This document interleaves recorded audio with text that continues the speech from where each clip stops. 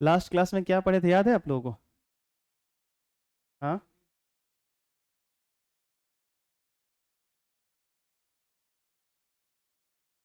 ये तो पढ़ चुके थे, फोर्स ऑन डाइपोल।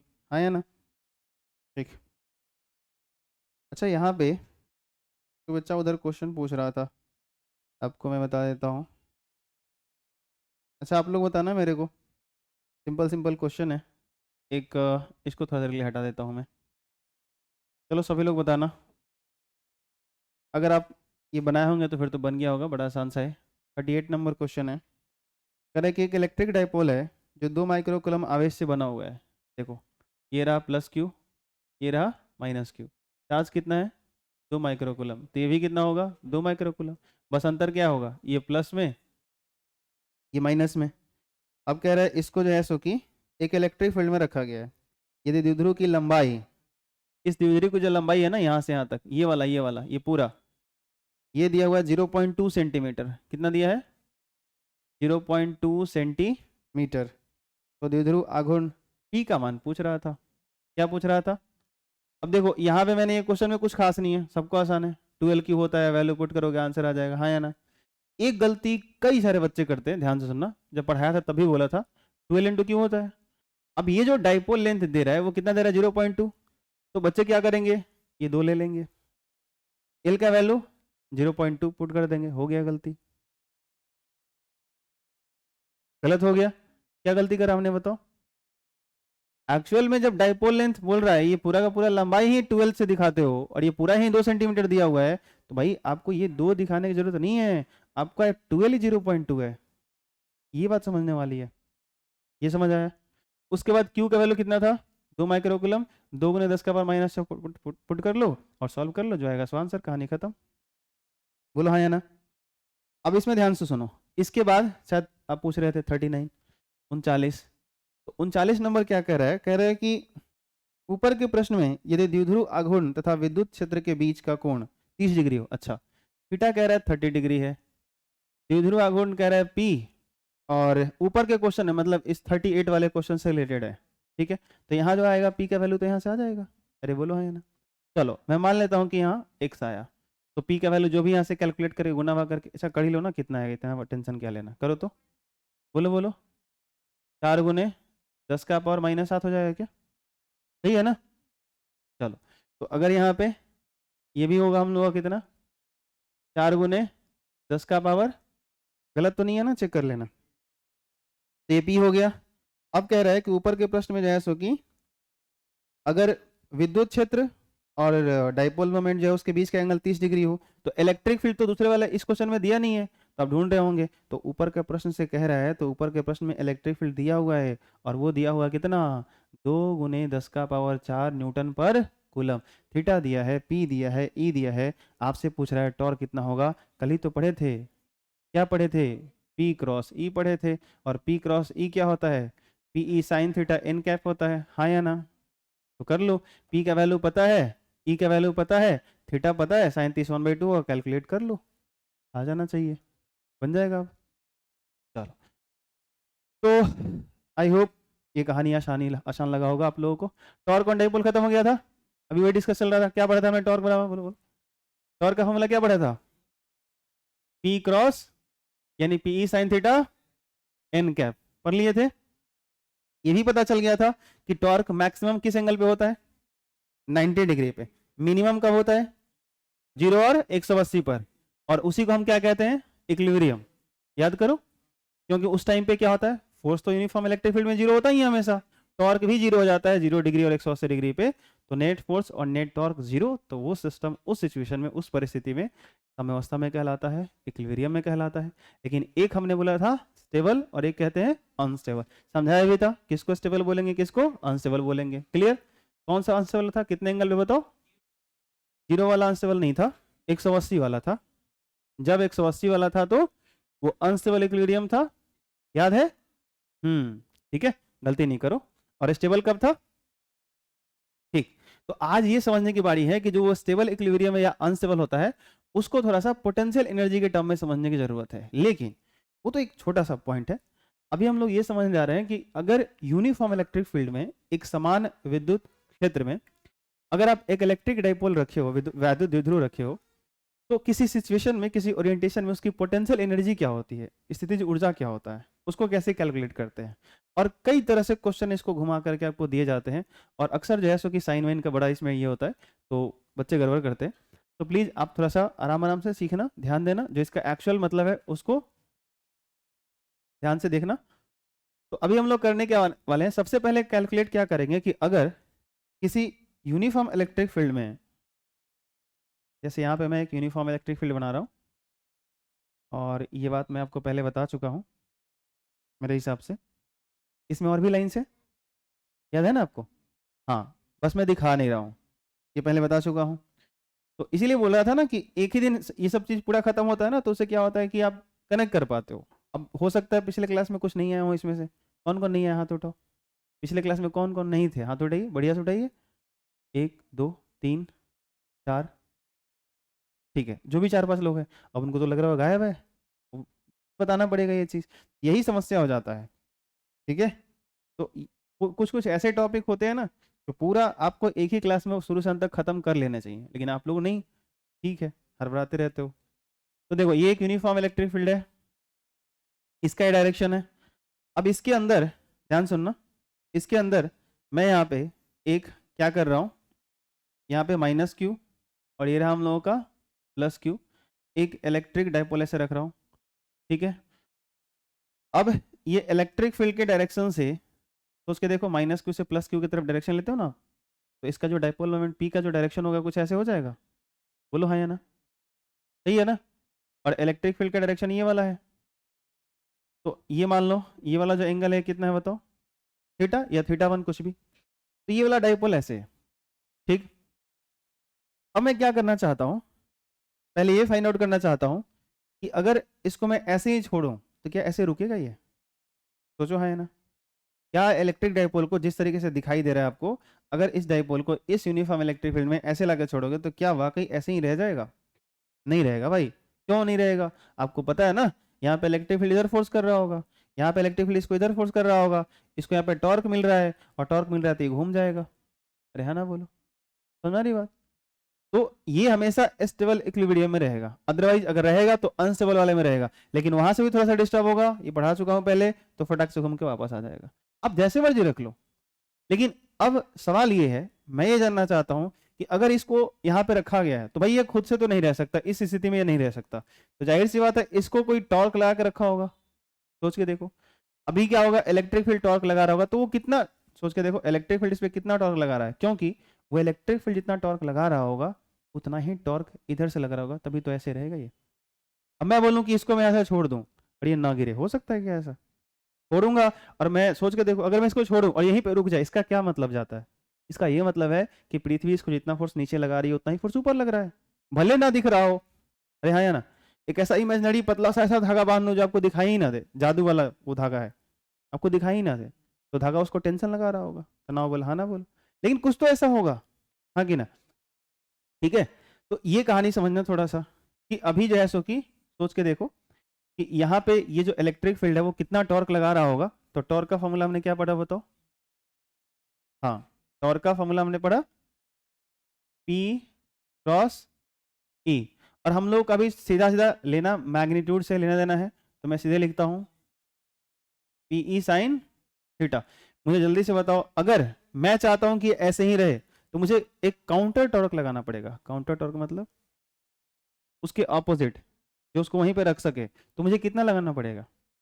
आंसर इतना ही लगाना पड़ेगा, है या ना? सोच के देखो, है या ना? तो ऐसे जो है सो कि आप इसको ऐसे पकड़े हुए हो, तो ये अपना नेचुरली क्या है, ये ऐसे आना चाहता है, तो आप ऐसे पकड़ के रखे हो, तो जितना इलेक्ट्रिक फील्ड है इसको घुमाना चाहता है उतना ही आप इधर से लगा के रखे हो। अरे बोलो हाँ या ना? तो यहाँ पे इस सिचुएशन में अगर P और E के बीच का एंगल थीटा है, तो उसका साइन लेते हो, साइन थीटा, P का वैल्यू पुट करते हो, E का वैल्यू पुट करते हो, तो वो किसका टॉर्क है? वो इलेक्ट्रिक फील्ड का टॉर्क है। इलेक्ट्रिक फील्ड इस सिचुएशन में इतना टॉर्क लगा रहा है, तो आपको काउंटर में इसके काउंटर करने के लिए, बैलेंस करने के लिए उतना ही टॉर्क आपको लगाना पड़ेगा, तब जाके ऐसे रहेगा। सवाल ये है कि अगर ये ऐसे ना रख करके इस डाइपोल को हम लोग ऐसे रखते, ऐसे -q यहाँ रहता और +q यहाँ रहता, तो क्या तब भी हमको उतना ही टॉर्क लगा के इसको ऐसे रखना पड़ता? या टॉर्क हमारा कुछ अलग होता? क्यों? क्योंकि यहाँ पे ध्यान से देखो एंगल चेंज हो गया, ई ऐसे है और माइनस है क्यू, ये देखो पी का डायरेक्शन ऐसा होगा, तो एंगल चेंज हुआ। अगर एंगल चेंज हुआ तो ये वैल्यू चेंज करेगा, ये चेंज करेगा तो टॉर्क चेंज करेगा। इसका ये मतलब है कि इस इलेक्ट्रिक डायपोल के ऊपर ये जो यूनिफॉर्म इलेक्ट्रिक फील्ड है, एक समान विद्युत क्षेत्र है, अलग अलग ओरिएंटेशन में अलग अलग टॉर्क लगा रहा है, अलग अलग पोजीशन में अलग अलग टॉर्क लगा रहा है। इसका मतलब ये हो गया कि आपको भी क्या करना पड़ेगा, अलग अलग पोजीशन में अलग अलग टॉर्क लगाने पड़ेंगे, आया ना? तो हर ओरिएंटेशन में हर पोजीशन में एक ही टॉर्क से काम नहीं चलने वाला। और ये बात आपको समझ में आना चाहिए कि जैसे जैसे इधर जाएगा टॉर्क बढ़ते जाएगा, क्योंकि थीटा कहाँ जा रहा है, 90 की तरफ। थीटा जब 90 की तरफ जाएगा तो साइन थीटा का वैल्यू 1 की तरफ जाएगा, और 1 की तरफ जाने का मतलब है थीटा बढ़ रहा है। और अगर ये बढ़ रहा है तो कहानी क्या बनेगी, बोलो? ये पूरा वैल्यू क्या हो रहा है, बढ़ रहा है। समझ रही बात? ठीक है। हाँ, उसके बाद हो सकता है फिर डिक्रीज करे, थीटा बढ़ेगा तो वैल्यू क्या होगा, डिक्रीज करेगा, नेगेटिव जाएगा। अरे बोलो हाँ या ना? फिर 180 तक जाएगा तो क्या होगा, घटेगा। ये बात आपको समझ आती है? ठीक है। तो उसके बाद फिर से आपका टॉर्क क्या होगा, घटेगा। तो एक टाइम पे क्या हो रहा है, टॉर्क बढ़ते जा रहा है, एक टाइम पे क्या हो रहा है, घटते जा रहा है। खैर उतना नहीं जाना, वापस आओ। मतलब इससे कि टॉर्क चेंज हो रहा है, क्या हो रहा है, अगर इसकी व्यवस्था में बदल दूं तो टॉर्क बदल जाएगा। तो मैं चाहता हूं कि अगर मैं इसको घुमा रहा हूं तो घुमाने में क्या होगा, मैं इसको टॉर्क लगा रहा हूं, बल नहीं बोल रहा हूं, ध्यान सुनना, बल आघूर्ण बोल रहा हूं। तो मैं जो बल आघूर्ण लगा रहा हूं, टॉर्क लगा रहा हूं, उससे कुछ इसमें डिस्प्लेसमेंट आएगा। और ये जो डिस्प्लेसमेंट होगा वो कौन सा डिस्प्लेसमेंट होगा, एंगुलर डिस्प्लेसमेंट होगा। विस्थापन होगा, लेकिन वो कौन सा विस्थापन होगा, कोणीय विस्थापन होगा। जब आप किसी वस्तु को कैसे मारते हो ना, फोर्स लगाते हो ना, बल लगाते हो, तो उसमें रैखिक विस्थापन होता है, बॉडी यहाँ से यहाँ चला जाता है। और किसी को पकड़ कैसे घुमाते हो ना, तो उसमें विस्थापन होता है, लेकिन कोणीय विस्थापन होता है। एंगुलर डिस्प्लेसमेंट कहते हैं उसको, डी थीटा, थीटा से दिखाते हैं। याद आया? Circular motion, rotational motion, class 11th, हाँ 2023, याद आया? हाँ। तो अभी जो है सो कि यहाँ पे इसको हम लोग पकड़ के थोड़ा सा ऐसे घुमा देते हैं। तो सवाल ये है कि अगर आप घुमाओगे तो आप बल लगा रहे हो, उसमें विस्थापन हो रहा है। ध्यान सुनना, एकदम सेम चलता है, टेंशन मत लो। कार्य का फॉर्मूला आप लोगों ने नहीं पढ़ा है, मैं दिखा देता हूँ। एफ डॉट एस, पढ़ा कि नहीं पढ़ा? तो ये लीनियर मोशन के लिए होता है। जब रोटेशनल में जाते हो तो ये फोर्स बन जाता है टॉर्क। क्या बन जाता है, ये लीनियर डिस्प्लेसमेंट बन जाता है, एंगुलर डिस्प्लेसमेंट। आई बात समझ में? अगर यहाँ ds लेते हो तो यहाँ क्या लेते हो, डी थीटा। यहाँ भी डॉट रहता है, यहाँ भी डॉट रहता है, यहाँ भी आपको वर्क डन dw मिलता है, यहाँ भी आपको वर्क डन dw मिलता है। यहाँ भी आप इंटीग्रेट करते हो, यहाँ भी इंटीग्रेट करते हो। ये कब लगाते हो, जब आप किसी चीज को जब फोर्स लगा रहे होते हो और जब फोर्स वैरी करता है, वहां ये फॉर्मूला लगाते हो। याद करो सही से, स्प्रिंग फोर्स, याद आया? याद करो, याद करो। जैसे जैसे आप स्प्रिंग को कंप्रेस करते हो, ऐसे स्प्रिंग पे दबाते हो, स्प्रिंग क्या करता है, अपना जो फोर्स होता है वो बढ़ाते जाता है, बढ़ाते जाता है। याद आया? एफ बराबर माइनस के एक्स, के स्प्रिंग कांस्टेंट है, x changing length of spring है। जमाना हो गया ना? हाँ। तो अभी क्या होता है कि जैसे जैसे स्प्रिंग को कंप्रेस करोगे, ठीक है, जैसे जैसे स्प्रिंग को आप दबाओगे, ठीक है। देखो 11th के जो डायनेमिक्स मैकेनिक्स अच्छा है ना आपका, तो 12th का जो इलेक्ट्रोस्टैटिक्स है खासकर, ये मैकेनिक्स डायनेमिक्स रोटेशनल मोशन से अच्छे से कनेक्ट होता है। आप अगर क्वेश्चन करोगे जेई का ना, दिखता भी है कि कैसे रिलेट किया जाता है, ठीक है। तो अच्छे से पढ़ रहोगे तब तो। कई सारे बच्चे अभी आप उनको राय देना, जो लोग 10th पास करके पास आउट करके ऐसे घूम रहे हैं ना, अगर तुमने गलती करा तो हमेशा ये बात 12th वाले बच्चों को कहता हूँ, जो तुम्हारे घर में भाई बहन होंगे ना या आसपास के होंगे, उनको राय देना, सेशन देना कि भैया दीदी तुम हो छोटे, लेकिन भैया बोलना उसको रेस्पेक्ट से और आदर से समझाना कि देखो जितना इंपॉर्टेंट 12th है ना, उससे ज़्यादा इंपॉर्टेंट 11th है, ठीक है। देखो मेरा क्या हालत है, ऐसे ही बताना, क्योंकि तुम हो ही, तुम्हारा हालत नहीं है, तुम्हारा हालात है। हाँ, तुम्हारा हालात आ चुका है, ठीक है। तो इसलिए सही बता रहा हूँ, उनको बोलना, क्योंकि आप बोलोगे तो ज्यादा भरोसा होगा उनको, क्योंकि आप बर्बाद हो रहे हो ना, ठीक है। उनको प्रैक्टिकल दिखेगा कि आदमी सच बोल रहा है, हाँ ठीक है। हाँ, तो कम से कम 12th पास करते करते किसी का भला करके जाओ, अच्छा करके जाओ, उसको सजेस्ट करके जाओ, ठीक है। कि 11th की पढ़ाई को सीरियसली लेने का, 11वीं की पढ़ाई को, हाँ। घूमने वाले बच्चे तो बारहवीं में घूम रहे हैं, है कि नहीं? हाँ, जयपुर तो रायपुर तो दिल्ली घूम ही रहे हैं, घूमने दो। तो वापस आते हैं, समझ में आया? तो अभी क्या होता है, स्प्रिंग को जब आप फोर्स करते हो ना, तो स्प्रिंग क्या, जितना इसको दबाओगे ना, स्प्रिंग फोर्स चेंज कर लेता है। ऐसा नहीं कि एक बार यहाँ 10 न्यूटन लगाना शुरू किया और उसके बाद क्या हुआ, लगाते गए 10 न्यूटन, ये स्प्रिंग दबते जा रहा है, 10 न्यूटन लगाया फिर और दब गया, 10 न्यूटन नहीं लगाया, नहीं, जैसे ही थोड़ा सा दबेगा ना स्प्रिंग बल अपना बढ़ा लेगा, फिर तुम्हें भी बढ़ाना पड़ेगा। समझ आ रही बात? तो आप क्या करते हो, याद करो, डिस्प्लेसमेंट इतना छोटा रखते हो ना कि फोर्स का चेंज नेग्लेजेबल हो, बल का परिवर्तन नगण्य हो। तो वैसे ही काम करना है, बस बस खत्म हो गया, वैसे ही काम करना है। आपके साथ समस्या क्या हो रहा है? समस्या हो रहा है कि जब इस डाइपोल को पकड़ के ऐसे पकड़ोगे ना और पकड़ के ऐसे टॉर्क लगाओगे तो समस्या क्या आएगी, ये टॉर्क बढ़ाते जाएगा, यहाँ पे कम है, यहाँ ज्यादा होगा, यहाँ और ज्यादा होगा, यहाँ सबसे ज्यादा होगा होगा। तो आपको भी पहले क्या करना पड़ेगा, पहले प्यार से, और उसके बाद करने पड़ेंगे, ये होगा। समझ बात? हाँ, जैसे देहात में ना इसको कूथना कहते हैं, समझ बात? तो धीरे धीरे धीरे धीरे आपको जो है सो कि ऐसा कहानी बनेगी। तो अभी समझ आया है, ये कहानी बनेगी। तो भैया यहाँ आते आते तुम्हारी स्थिति खराब हो जाएगी, ठीक है। वो तो अलग बात है कि वो HCl छोटा सा मॉलिक्यूल है, पकड़ो टुई घुमाओ टुई, वो अलग बात है, उसमें फील आपको होगा कि नहीं होगा मुझे नहीं पता लेकिन भाई साहब, अगर अच्छा खासा चार्ज हो, अच्छा खासा इलेक्ट्रिक फील्ड हो, तो उसके इसको घुमाने में आपकी अवस्था खराब हो सकती है, इस बात का ध्यान रखना। नहीं तो अगर ना यकीन हो कि टॉर्क खतरनाक होता है तो चलो एगो ट्रक का नट खोल देना, चक्का वाला, हाथ से घुमा के खोलना है, ठीक है, फिर पता चल जाएगा टॉर्क कितना भयंकर चीज होता है। वापस आओ, अभी जो है सो कि ये टॉर्क चेंज हो रहा है, पहली बार ध्यान रखना। तो यहाँ यहाँ सुन रहे हो भैया, सुन रहे हो? तो यहाँ मुझे निकालना है वर्क डन, क्या निकालना है? तो मैं लूंगा टॉर्क, क्या लूंगा? टॉर्क लूंगा और एंगल, लेकिन लूंगा कितना? डी थीटा, थोड़ा सा एंगल इसको आगे बढ़ाऊंगा डी थीटा, और उसका डॉट लूंगा तो मेरे को मिलेगा वर्क डन, लेकिन बहुत कम मिलेगा, और वो लिखूंगा डी डब्ल्यू। और फिर मैंने यहाँ डी थीटा ही क्यों चुना, अब समझ में आना चाहिए, क्योंकि अगर मैं थीटा बड़ा कर दूं तो फिर यहाँ का टॉर्क अगले वाले पॉइंट का टॉर्क अलग होगा, फिर समस्या हो जाएगा। तो मैं एंगुलर डिस्प्लेसमेंट, कोणीय विस्थापन इतना छोटा चुनूंगा कि उस विस्थापन के लिए जो टॉर्क है वो क्या रहे, ऑलमोस्ट सेम रहे। आई बात समझ में? ठीक है। और ऐसे सिचुएशन में ध्यान रखना, कभी भी चीजों को जब मूव करते हैं ना, बहुत स्लोली करते हैं, बहुत स्लोली, उसको पता भी नहीं चले, उसको पता भी नहीं चले, बहुत स्लोली करते हैं। इसकी भी रीजन है, कारण है, ठीक है। वरना पता लगेगा ना कि जैसे वो law of conservation of energy है ना, ऊर्जा के संरक्षण का सिद्धांत, तो पता होगा तुम्हारी एनर्जी 100 जूल नष्ट हो गया, अब बाद में इसका पोटेंशियल एनर्जी कैलकुलेट किए तो 80 जूल आया, अब तुम्हारा नियम कह रहा है फेल कर रहा है। क्या? हमने खर्च किया 100 जूल, इसके पास है 80 जूल, ये कैसे हो सकता है? 100 जूल खर्च किया, 100 जूल आना चाहिए था। दिक्कत क्या हुआ, दिक्कत क्या हुआ, तुमने क्या करा, इसको फटाक से घुमा के ले गए थे। पता है क्या हुआ? कुछ एनर्जी काइनेटिक एनर्जी में कन्वर्ट कर गई, तुम्हें पता तक नहीं चला। कहाँ चला गया? आई बात समझ में? तो आपने कहीं लॉस कर दी एनर्जी, और आपको गणित कुछ और कहेगा, दिमाग कुछ और कहेगा, आ कुछ और रहा है। समझ में आ रही बात? उसी में कुछ कुछ होते रह जाएगा, ठीक है। तो इसको बहुत स्लोली मूव करने होते हैं, ये भी ध्यान रखना, ठीक है। यही सब फिजिक्स है, यही सब आपको सीखना चाहिए, और क्या कहा जाए, बाकी सब तो गणित है, तो कैलकुलेशन करना ही है हम लोगों को। अब इसको क्या करना होता है, ये थोड़ा सा जो वर्क डन होता है इसको इंटीग्रेट कर लो, तो इधर करोगे तो क्या बन जाता है, W। अब यहाँ पे ये थीटा वेरी करेगा, जैसे जैसे वेरी करेगा तो उस तरह से लिमिट लगा दो, कहाँ से कहाँ आपको करना है।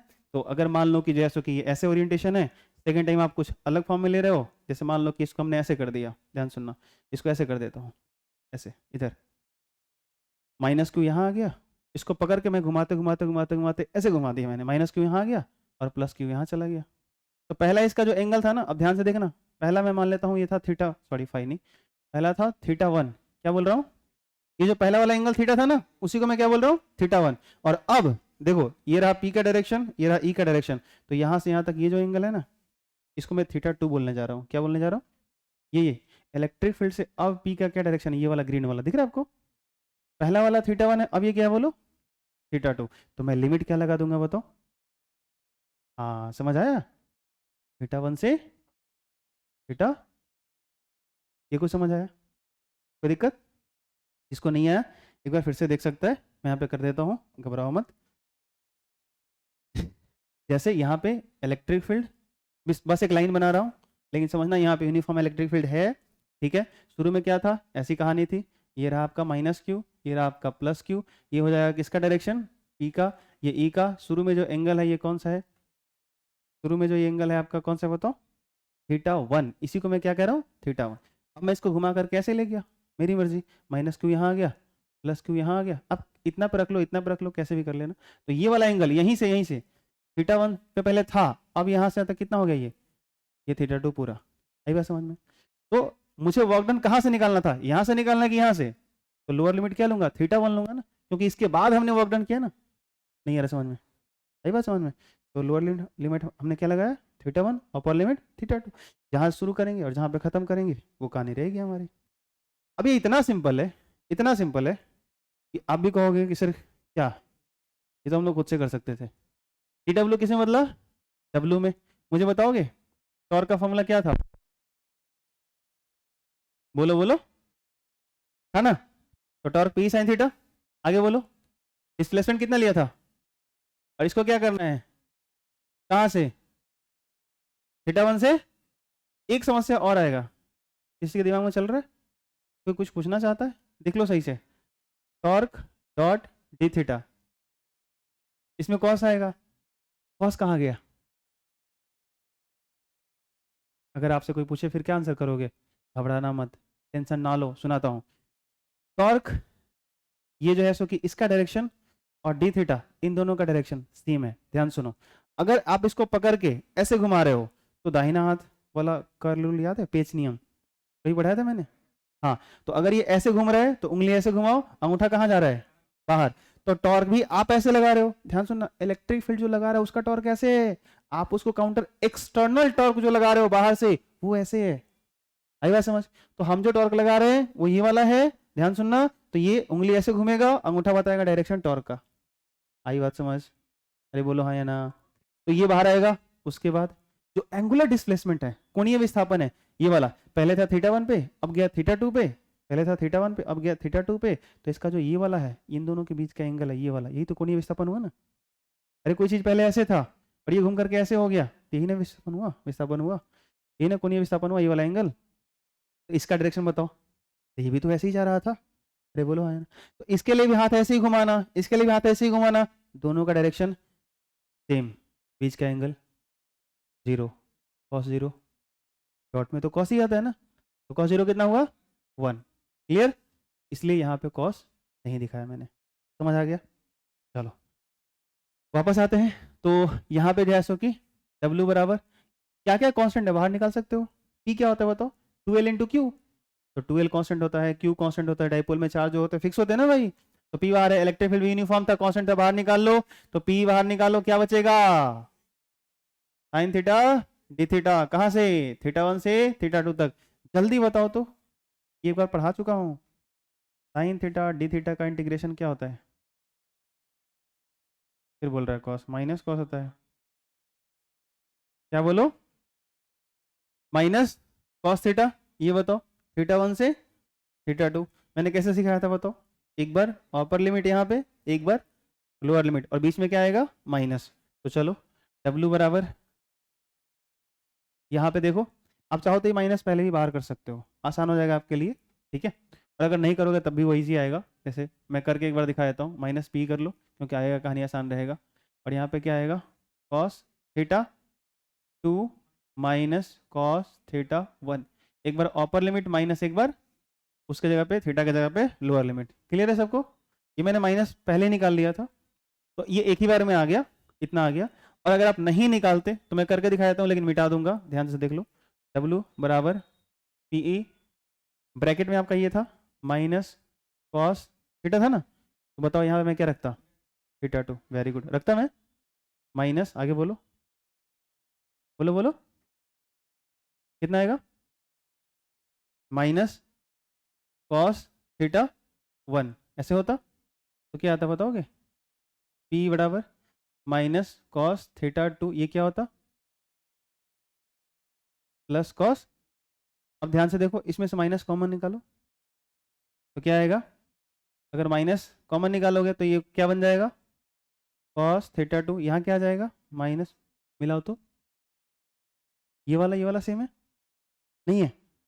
तो यहाँ मैंने डायरेक्टली माइनस निकाल लिया था, और फिर जो बचा उसमें एक बार अपर लिमिट माइनस, एक बार, सही था ना, कोई दिक्कत, दोनों सेम चीज़ है, सिंपल डेरिवेशन है, कोई दिक्कत वाली बात नहीं है। तो आप दोनों में से कोई भी चूज कर सकते थे, लेकिन आप सोच लो कि अगर बस यहाँ माइनस निकाल लिया तो एक ही बार में कहानी खत्म, नहीं निकालोगे तो ज़्यादा मजा आएगा।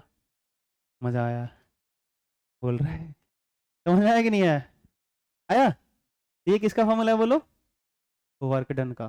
किसका है बोलो, कि आप अगर थीटा 1 से, थीटा 1 क्या ओरिएंटेशन था याद है ना, थीटा वन का क्या ओरिएंटेशन देखो, ऐसे पहले इस एंगल पे है और यहाँ से अगर कुछ एंगल आप घुमा के ले जाते हो, थीटा टू पे लेके जाते हो, तो कितना वर्क डन करना पड़ेगा, वो जो है सो कि आपका ये वाला कहानी रहा, उसका ये फॉर्मूला रहा, minus P into cos theta two minus cos theta one.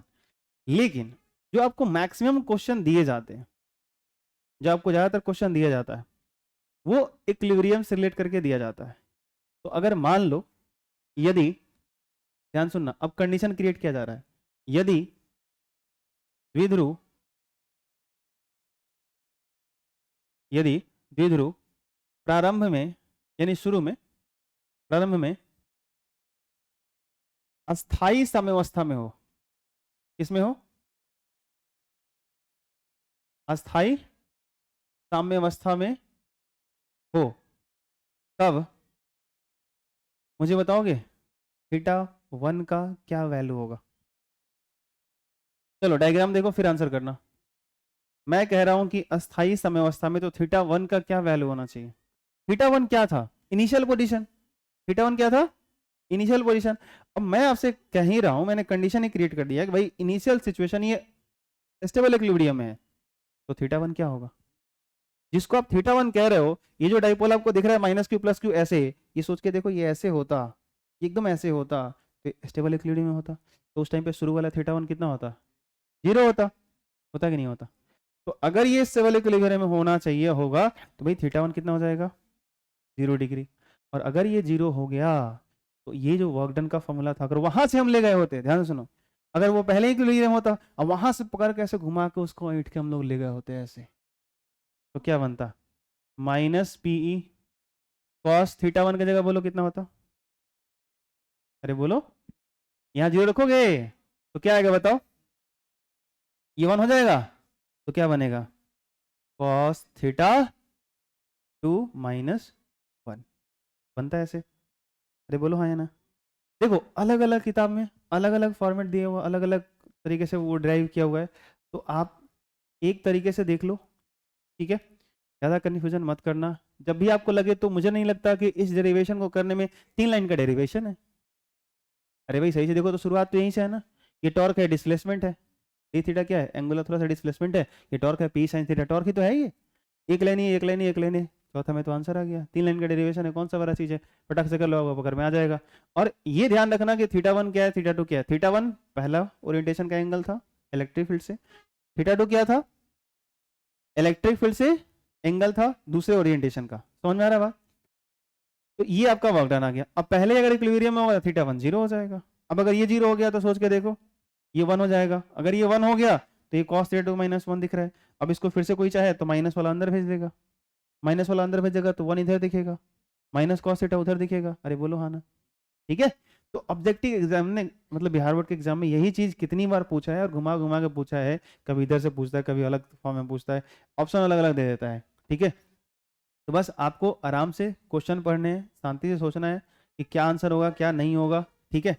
अब मैं आपसे खुद ही ऐसे कुछ सिचुएशन क्रिएट करता हूँ, और आपको जो है सो कि सॉल्व करना है, वर्क डन का कुछ एक्सप्रेशन बनाना है। जैसे मान लो मैंने आपको बोला कि ये रहा इलेक्ट्रिक फील्ड का डायरेक्शन, आपको खुद एक्सप्रेशन बनाना है। ठीक है? शुरू में जो इनिशियल पोजीशन है, ये रहा माइनस क्यू और ये रहा प्लस क्यू। ठीक है? अच्छा एक काम तो हम लोग थोड़ा सा फिर से कर लें क्या? अगर ये ऐसा हो गया, तो क्या मैं इसको ऐसे कर दूं? W बराबर क्या कर सकता हूँ बताओ तो? P into 1 minus cos theta 2 कर दूं? गलत हो गया क्या? अरे बोलो हाँ या ना? और इसी को ध्यान से देखो, जब अगर इक्विलिब्रियम से ही उठाना है, स्टेबल इक्विलिब्रियम से ही उठाना है, तो 1 माइनस कॉस थीटा 2 को आप कॉस थीटा क्यों नहीं लिख सकते हो? यहाँ पर थीटा क्या है कि भाई यहाँ से आप कितना एंगल लेके गए? सोचो हाँ या ना? क्योंकि थीटा 1 तो 0 हो गया, और थीटा 2 आप ले कहाँ से रहे थे? वहीं से ले रहे थे ना? हो नहीं समझ में आ रहा ना? आप थीटा 1 भी यहीं से ले रहे थे, थीटा 2 भी यहीं से ले रहे थे आप, याद आया? नहीं आ रहा समझ में? तो अब अगर आपसे बोलूं मैं कि पहले ये डाइपोल ऐसा नहीं है, पहले ही ऐसे था, तो थीटा 1 तो 0 हो गया, लेकिन अब यहाँ से उठा के ले जाओगे तो कौन सा है? थीटा 2 है कि थीटा 1 है? थीटा 2 है ना? और थीटा 2 जो आप बोल रहे हो, आप यही बोलो ना कि इलेक्ट्रिक फील्ड से कितना एंगल पे उसको लेके गए हो। हाँ या ना? क्लियर हुआ? ठीक है? नहीं हो रहा तो ये वीडियो 3 बार देखना। ठीक है? अब यहाँ पे अगर मैं बोलूं कि इसको मैंने ऐसे कर दिया, ये रहा माइनस क्यू, ये रहा प्लस क्यू, और मैं बोलूँ कि ये वाला एंगल कितना है, थीटा। तो मुझे बताओ ये थीटा, ये जो थीटा मैं दे रहा हूँ, ये थीटा 2 है या थीटा 1 है? ये थीटा 2 है, तो क्या मैं इसको थीटा नहीं लिख सकता? ये बोलो हाँ या ना। तो इसका क्या मतलब है, समझ में आया? तो सिंपल, अगर मान लो ऐसे पूछा जाए कि एक यूनिफॉर्म इलेक्ट्रिक फील्ड है, एक यूनिफॉर्म इलेक्ट्रिक फील्ड है, और उसके अंदर एक डाइपोल है, द्विध्रुव है, जो अस्थायी समवस्था में है, पहले ही अस्थायी समवस्था में है, और वहां से आपको पकड़ के घुमा करके वर्क डन करने हैं, तो क्या फॉर्मूला होगा? P into 1 minus cos theta, जहाँ थीटा क्या होगा कि इलेक्ट्रिक फील्ड से आपका जो पी का एंगल कितना है। ये बात आपको समझ आई? नहीं आया? आया? कोई दिक्कत? ठीक है। तो अभी ये हो सकता है कि इसका ये डायग्राम रह गया, सोच के देखो, अगर मैंने ऐसे कर दिया आपको,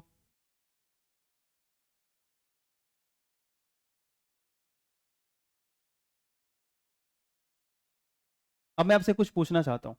मेरे को पूछना ये है कि आप मुझे बताओ कि मेरे पास ये है माइनस क्यू, ये है प्लस क्यू, ये रहा इलेक्ट्रिक फील्ड, ये आपको पता है यहाँ पे एंगल कितना होगा, 90 डिग्री। ठीक है, मुझे बताओ वर्क डन कितना आएगा, इस ओरिएंटेशन को देख के बताओ वर्क डन कितना आएगा।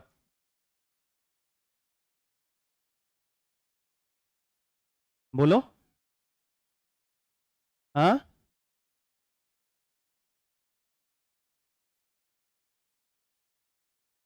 जीरो? वर्क डन जीरो आएगा? क्या चल रहा है ये? अभी क्या फॉर्मूला था बताओ? W बराबर क्या था?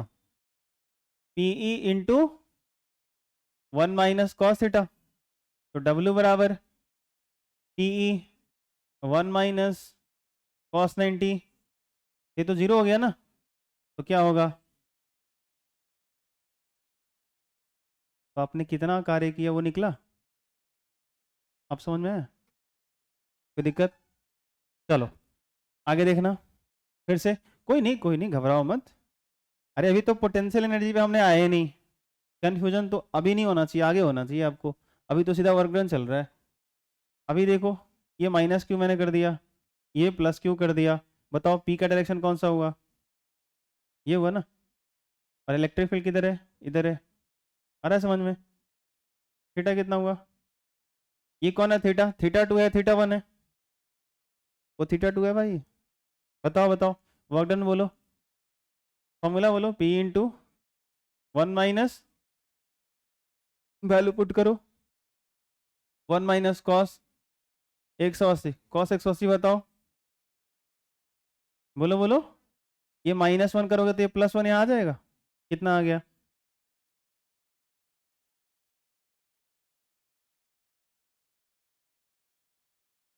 आ रहा है समझ में? अब हर कंडीशन तो बता दिया मैंने, कोई समस्या है? हाँ, शुरू करें? चलो अब ध्यान से सुनो, रियल खेल शुरू होता है अब।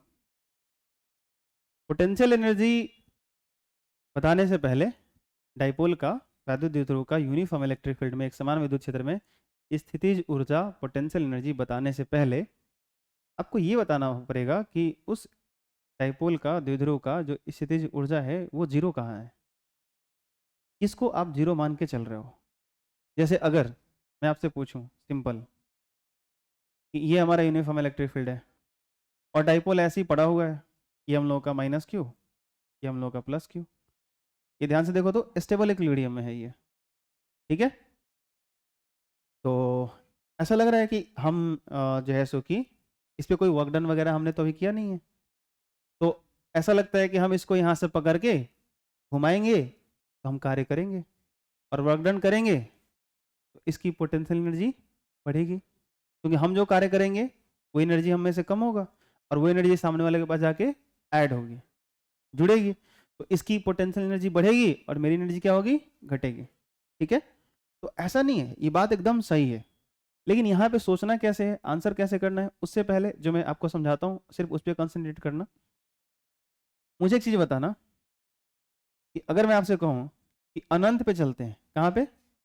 अनंत पे चलते हैं और यहाँ से प्लस क्यू चार्ज को पकड़ते हैं और यहाँ से हम लोग इस पॉइंट तक लेकर के आते हैं उस प्लस क्यू को, तो अगर इन्फिनिटी से इस क्यू चार्ज को यहाँ तक लेकर के आओगे, इस प्लस क्यू को यहाँ तक लेके आओगे, तो कुछ वर्क डन करना पड़ेगा, मान लो W1।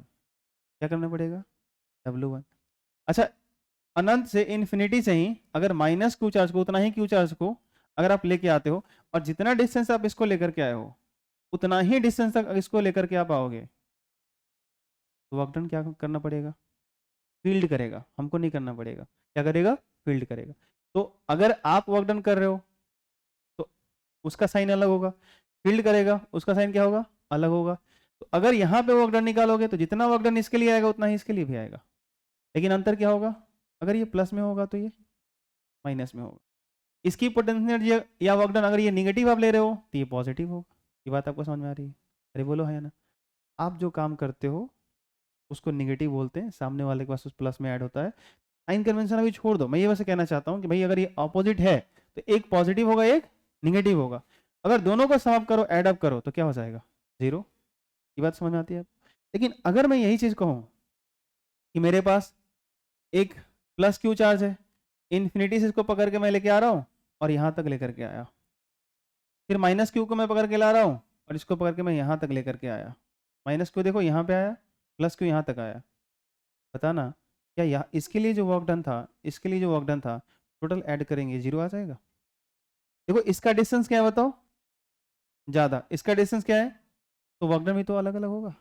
चार्ज तो दोनों के लिए सेम थे। चलो एक और तरीका है समझने का। हमने यूनिफॉर्म इलेक्ट्रिक फील्ड में एक समान विद्युत क्षेत्र के लिए एक चीज डिफाइन करा था, थोड़े दिन पहले हमने पढ़ा था, सम विभव सतह, इक्वी पोटेंशियल सरफेस पढ़ा था हमने। ठीक, बढ़िया। क्या पढ़ा था? कि भाई अगर यूनिफॉर्म इलेक्ट्रिक फील्ड लाइन ऐसे अगर हैं तो इसका सम विभव सतह ऐसा कुछ होना चाहिए मेरे हिसाब से। बोलो हाँ या ना। आपको दिख रहा है? और इसके सरफेस से परपेंडिकुलर ऐसे लाइंस निकल रहे हैं। अब सवाल यह है कि इस सम विभव सतह के इस पॉइंट का और इस पॉइंट का मैं पोटेंशियल पूछूं, प्लेन की बात कर रहा हूं, सतह पे सोचना, पर्दा पे सोचना, मुझे बताओ इन दोनों पॉइंट का जो पोटेंशियल है सेम है क्या अलग अलग? Very good. अब अगर मैं बोल दूं कि यहाँ मैंने रखा प्लस क्यू चार्ज और यहाँ पे रखा माइनस क्यू चार्ज, चार्ज का वैल्यू सेम है, मुझे बताना हमने क्या पढ़ा है? V बराबर, तो W बराबर क्या बनेगा? G इंटू क्यू बराबर W। तो इन दोनों पॉइंट का पोटेंशियल क्या रहा? क्या सेम रहा? तो दोनों के लिए भी सेम रहा, दोनों के लिए चार्ज भी तो सेम है, मल्टीप्लाई किया हमने, वर्क डन आया। एक पॉजिटिव चार्ज था, एक नेगेटिव चार्ज था, एक वर्क डन पॉजिटिव आएगा, एक नेगेटिव आएगा, दोनों को जोड़ोगे रिजल्ट क्या हो जाएगा? कुछ समझ आया? नहीं आया? मीन्स ये कि अगर कुछ ऐसा है कि इलेक्ट्रिक फील्ड के परपेंडिकुलर जो ये इक्विपोटेंशियल सरफेस है, विद्युत क्षेत्र से लंबवत जो समविभव सतह है, उस प्लेन में अगर आप डाइपोल को ऐसे रख रहे हो कि प्लस क्यू कहीं है माइनस क्यू कहीं है, तो आप कह सकते हो कि इस सिचुएशन में इस पर किया गया टोटल वर्क डन क्या है? 0 है। क्या है? टोटल वर्क डन क्या है? 0 है। तो इस टाइम पे इसकी जो पोटेंशियल एनर्जी है हमने कितनी डिफाइन की? 0। कुछ बात समझ में आया? नहीं है? कितनी है पोटेंशियल एनर्जी? कितनी है? 0। कैसे 0 समझ में आया? फिर से ये कंफ्यूजन फिर से मैं करता हूँ। क्या होता है कंफ्यूजन? कि इलेक्ट्रिक फील्ड के अंदर देखो ऐसे रखा गया है, कहाँ गया?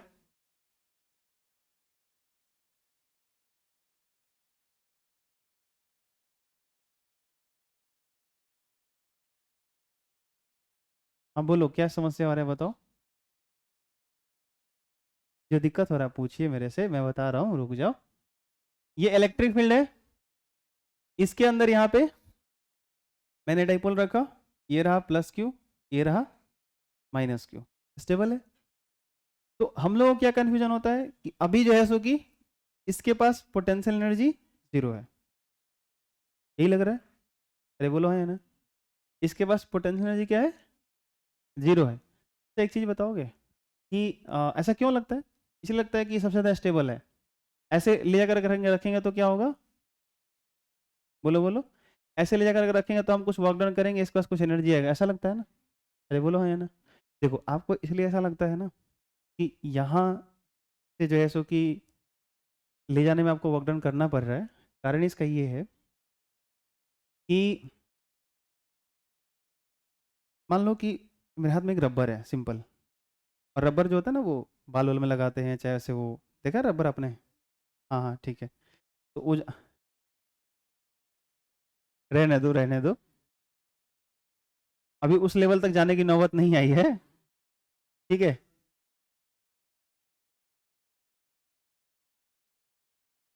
हाँ,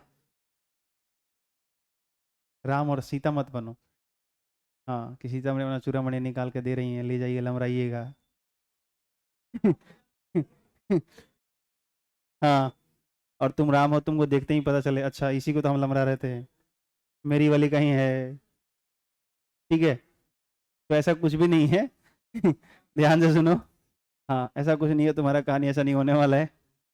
हाँ, तुम पहले से ही रावण पैदा हुए हो, ठीक है। वापस आ जाओ।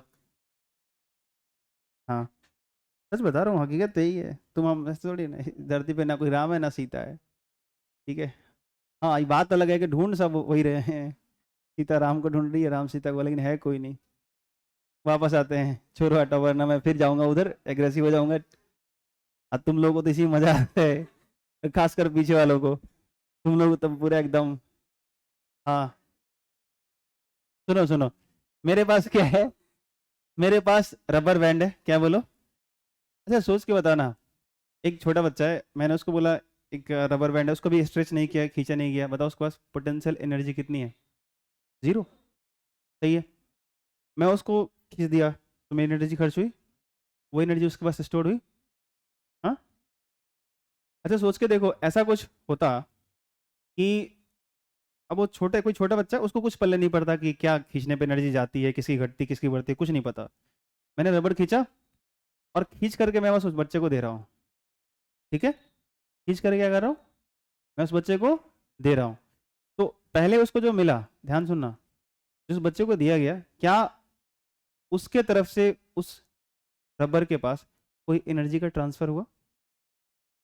मैंने खींचा, ठीक है, मैंने उस रबर को खींचा, मेरी एनर्जी कम हुई होगी, मेरी एनर्जी रबर के पास गई होगी, रबर के पास पोटेंशियल एनर्जी है, रेहाना बोलो। सही है। खींचे हुए रबर को मैंने सामने वाले बच्चे को दिया, उसके दिमाग में कुछ नहीं चलता, फिजिक्स वगैरह कुछ नहीं जानता वो। आप सोच के बताओ कि क्या उस बच्चे ने कोई एनर्जी उसके अंदर ट्रांसफर की? हाँ, अब ध्यान से सुनना, जैसे ही मैंने उस बच्चे के हाथ में दिया, अब वो क्या करेगा?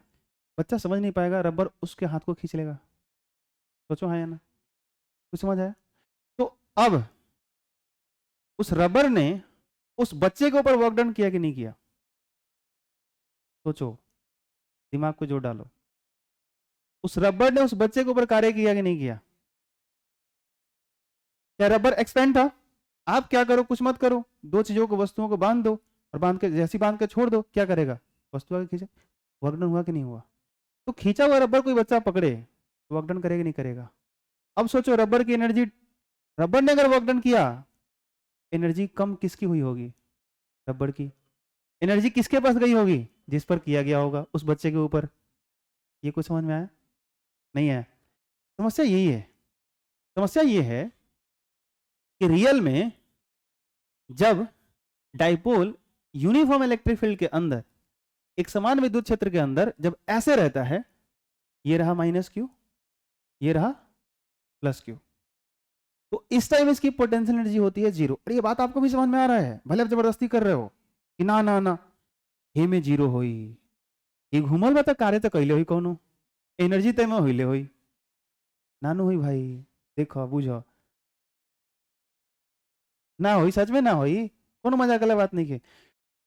इस सिचुएशन में पोटेंशियल जीरो का है भाई, ध्यान सुनो, ये इलेक्ट्रिक फील्ड है, इक्वी पोटेंशियल सरफेस अभी समझाए थे आपको, सामने यहाँ बना हुआ भी है, दोनों का पोटेंशियल सेम है। डाइपोल लेके आ रहे हो, डाइपोल में चार्ज सेम होते हैं, एक प्लस क्यू है एक माइनस क्यू है, जितना वर्क डन इसके लिए होगा उतना ही वर्क डन इसके लिए होगा, एक पॉजिटिव होगा एक नेगेटिव होगा, टोटल जोड़ लो, वर्क डन जीरो आ गया। अरे बोलो है ना? तो भाई अगर टोटल वर्क डन उस सिस्टम के ऊपर जीरो है, तो आपने एनर्जी जब दिया ही नहीं तो उसको मिला कहां से? तो डाइपोल अगर ऐसा है, तो इसकी पोटेंशियल एनर्जी इसके अंदर जीरो है। क्लियर? अब समस्या क्या आता है, अब कहानी खुलेगा। जैसे ही आप इसको हिला के छोड़ते हो, इलेक्ट्रिक फील्ड इस पे फोर्स लगाता है इधर, इस पे लगाता है इधर, कुछ ऐसी बात है कि आपने रबर एक्सपैंड करके उस बच्चे के हाथ में दे दिया। इस इलेक्ट्रिक फील्ड ने क्या किया, उसके बाद उसको घुमा करके ऐसे कर दिया। इलेक्ट्रिक फील्ड ने कुछ वर्क डन कर दिया इस डाइपोल के ऊपर। इलेक्ट्रिक फील्ड ने वर्क डन कर दिया इस डाइपोल के ऊपर। क्या कर दिया, ये कुछ समझ आया? नहीं आया?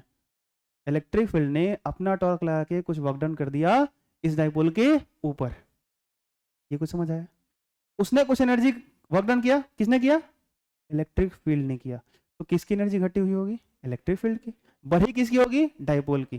तो अब समझना, जब आप यहां से वापस पकड़ के आप ऐसे ले जाते हो तो आप कह रहे हो कि मैंने काम किया, तो जी नहीं। जो इलेक्ट्रिक फील्ड ने पहले वर्क डन करके डाइपोल को दिया था, उसी के ऑपोजिट आप वर्क कर रहे हो और वो ऑपोजिट साइन के साथ है, तब उस सिचुएशन में जाके फिर से माइनस का ऐड होगा तो वो जीरो हो जाएगा। जीरो हो जाएगा। सोचो, पल्ले पड़ा? नहीं पड़ा? वापस सोच के देखो। रबर एक्सपैंड किया हुआ मैंने उस बच्चे को दिया, उसके बच्चे के हाथ को या किसी वस्तु को खींच के रबर ने वर्क डन कर दिया, रबर फिर से जीरो आ गया, फिर से अपने वापस शेप में आ गया। अब मैं आपसे कहूं कि मैंने बउआ तुमको रबर एक्सपेंड करके दिया था, क्या बोला मैंने? रबर तुमको एक्सपेंड करके दिया था। तो रबर अगर एक्सपेंड करके दिया था, सोच के देखो, और फिर से मेरे को रबर एक्सपेंड करके दे दे, मैं क्या मानूंगा कि उसके पास पोटेंशियल एनर्जी है? नहीं मानूंगा यार। आप सोच के देखो, मैंने उसको जैसे दिया उसी सिचुएशन में मेरे को मिले, तो मैं क्या समझूंगा कि जो वर्क डन मैंने करके दिया था, जितना एनर्जी पहले था अभी भी तो उतना ही है। अरे बोलो हाँ ना? तो पहले अगर ऐसे ये जीरो था, पहले अगर ऐसा जीरो था, फील्ड ने वर्क डन किया, फिर मैंने कर दिया, तो अभी इसकी एनर्जी कहाँ? अरे पहले भी जीरो था, अभी भी जीरो है। ये बात समझ में आ रही बात? तो आप जो ये वर्क डन करते हो ना, समझो बात, आप जो यहाँ से पकड़ के ऐसे कार्य करते हो ना, फिजिक्स से ध्यान से सुनो, आप जैसे पकड़ के वर्क डन करते हो ना, एक्चुअल उतनी उतना वो जो वर्क डन होता है ना, उतना जो कार्य होता है ऑलरेडी पहले इलेक्ट्रिक फील्ड कर चुका होता है। ये बात समझ में आई आपको? आ रहा नहीं आ रहा है? और वो निगेटिव वर्क डन होता है। कौन सा होता है? ठीक है। तो उसके साथ जब आप वर्क डन करते हो, आप जब कार्य करते हो, ठीक है, तो वो एनर्जी जा करके फिर उसमें ऐड अप होती है। तो वो जो फील्ड पहले कर चुका होता है माइनस में, और आपका एनर्जी जाके ऐड होता है, तो यहाँ आते आते अब समझा भी सकते हो क्या होगा? जीरो होगा। ये बात समझ आई? नहीं आया? कोई दिक्कत? फिर वही बात है, समय का अभाव है, क्या कहा जाए। तो आपको क्या लिख लेना चाहिए?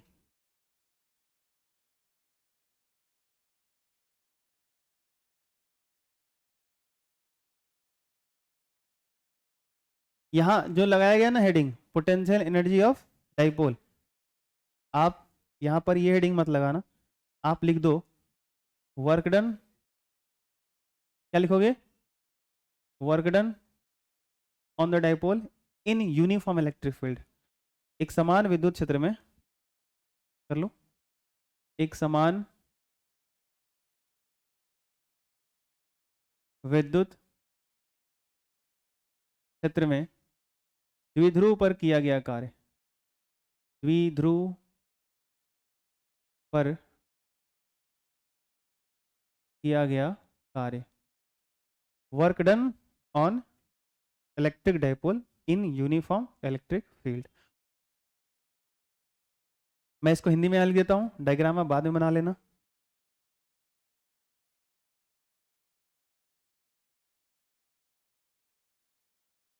लिखना,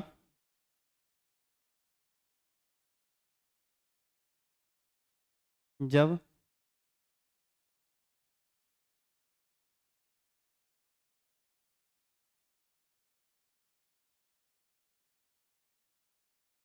पी द्विध्रुव आघूर्ण वाले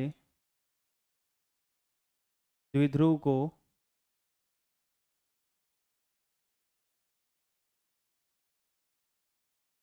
एक समान विद्युत क्षेत्र ई में डी थीटा कोण से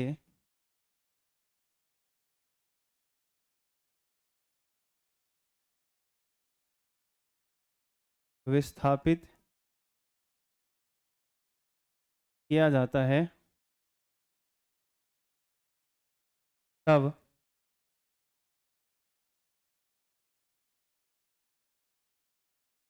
बल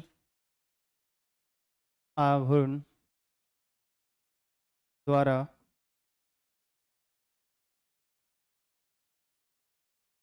किया गया कार्य DW। इतना स्टेटमेंट लिख लो, उसके बाद यहाँ से आप गणित कर सकते हो। फाइनली आज के क्लास का सारांश ये रहा कि अगर आप कहीं वर्क डन कर रहे हो, फिजिक्स सीखो कि अगर आप कहीं वर्क डन कर रहे हो तो ज़रूरी नहीं है कि आप वर्क डन कर रहे हो और वो वर्क डन उसको पोटेंशियल एनर्जी दे दे। ये बात आपको समझ में आ रही है?